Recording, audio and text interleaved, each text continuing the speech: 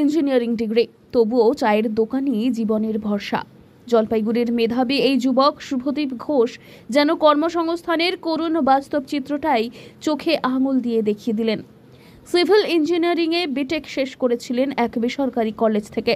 বাবার স্বপ্ন ছিল ছেলেকে উচ্চশিক্ষিত করে ভালো চাকরিতে বসাবেন। মনে হয় চাকরি হবে, মনে হয় না, কারণ যে এত পড়াশোনা শেখানোর পরও যদি এখন যদি একটা চাকরি বাকরি না পায়, এখন কি করবে?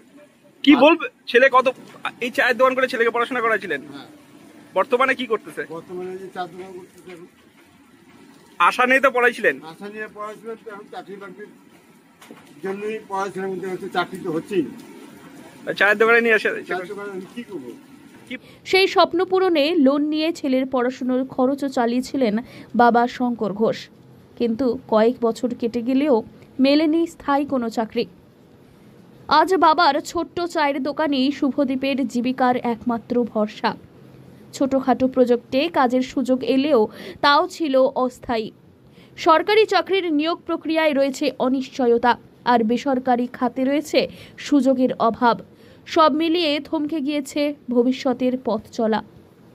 শঙ্করবাবুর খানিক আক্ষেপ, ছেলেকে পড়াশুনো করিয়ে ভেবেছিলেন সংসারে স্বস্তি আসবে, কিন্তু চাকরির বাজার এতটাই খারাপ যে প্রত্যেকটা দিন ভবিষ্যৎ নিয়ে দুশ্চিন্তায় থাকতে হয়।